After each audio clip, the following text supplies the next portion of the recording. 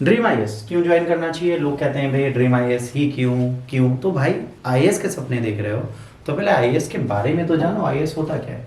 What is UPSC? अगर UPSC की बात करेंगे, इसको यूनियन पब्लिक सर्विस कमीशन, संघ लोक सेवा आयोग बोला जाता है बच्चों। ये कई तरीके की तैयारी कराता है, जिसमें से एक होती है सिविल सर्विसेज एग्जाम, लोक सेवा परीक्षा। हम उसी के बारे में यहाँ पर बात करते हैं। UPSC stand for Union Public Service Commission. Premier centre है, रिक्रूटिंग एजेंसी है। ग्रुप ए ग्रुप बी की सर्विसेज में लोगों को रिक्रूट करता है। ग्रुप ए सर्विसेज जिसके पीछे हम पढ़ते हैं वो है foreign services, Indian audit and account services, Indian civil account services, Indian corporate law services, Indian defence services, Indian defence state services, Indian information services, Indian ordnance factory services, Indian communication finance services, Indian postal services, Indian revenue services, Indian trade services, armed force headquarter and civil services. अब आप कहोगे sir इसमें IAS IPS तो आपने लिखा ही नहीं। इसमें जो मोस्ट इंपॉर्टेंट जॉब्स हैं जिनके बारे में हम ललायित होते हैं वो है आईएएस एंड आईपीएस। अब बात आती है क्या इसकी प्रिपरेशन करने के लिए हमें चाहिए क्या?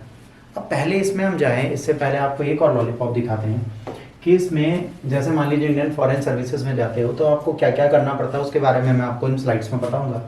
और यहाँ पे सबसे इंपॉर्टेंट चीज़ क्या है, इनकी सैलरी कितनी है। देखिए इनकी बेसिक सैलरी 56,000 है, जो हर महीने तकरीबन 2,25,000 रुपये आपको सैलरी के रूप में मिलता है। कितना मिलता है बच्चों?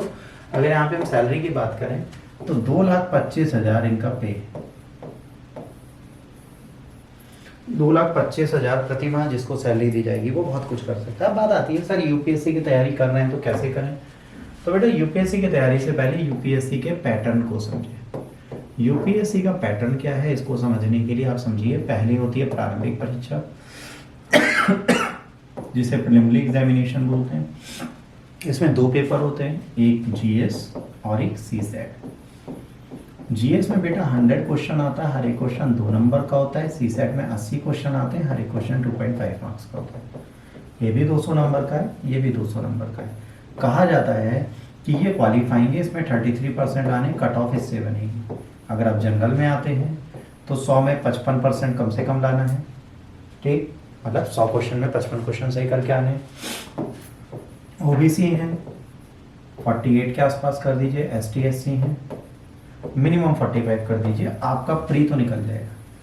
अच्छा, प्री निकालना ही सिलेक्शन का कॉन्सेप्ट नहीं होता, इसके आगे और भी बहुत कुछ करना होता है। तो प्री निकालने के बाद हमको क्या करना है, हमें मेंस ओरिएंटेशन पे जाना है। मेंस में बच्चों सबसे पहला पेपर जो होता है वो होता है क्वालिफाइंग पेपर, जिसमें हिंदी एंड इंग्लिश लैंग्वेज का पेपर देना है। ये रीजनल लैंग्वेज बदल सकती है, ठीक है। हमारे शेड्यूल में जो भाषाएं दी गई हैं 22 भाषाओं में से कोई भी आप चूज कर सकते हो, पर इंग्लिश सबके लिए आवश्यक है, ये आपको देना पड़ेगा। इसके बाद पेपर स्टार्ट होते हैं 1750 के। सबसे पहले होता है निबंध लेखन 250 नंबर का। इसके बाद जीएस पेपर 1 से लेकर जीएस पेपर 4 तक, ये आपके 250 नंबर इंटू 4 कर देंगे बच्चों, 1000 नंबर का ये। फिर आता है आपका ऑप्शनल सब्जेक्ट 250 नंबर के 2, इनको जोड़ देंगे तो 500 नंबर, ये कुल हो जाता है 1750 नंबर का ये पेपर, जो हर एक बच्चा देने जाता है और कोशिश करता है इसको वो प्रॉपर मैनर में क्रैक कर ले।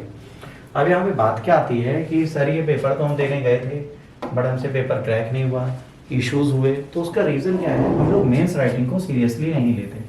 अगर हम बेटा मेंस राइटिंग को सीरियसली लेने लगे तो शायद हम बेहतर कर सकते हैं, पर हम मेंस राइटिंग को एकदम मजाक समझते हैं। यहाँ पर आप समझिए 20 क्वेश्चन आते हैं, 10 नंबर के 10 क्वेश्चन आते हैं, शब्द 150 होते हैं, तो ये आपका हो गया 150 वर्ड।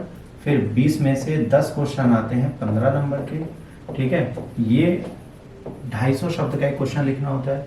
अगर आप इसकी प्रैक्टिस करते हैं तो आप कहीं ना कहीं पेपर निकाल सकते हैं। जब लोग ऐसे राइटिंग की बात करते हैं, ऐसे राइटिंग में पार्ट ए पार्ट बी होता है, इसमें 4 ऐसे होते हैं, इसमें 4 ऐसे होते हैं।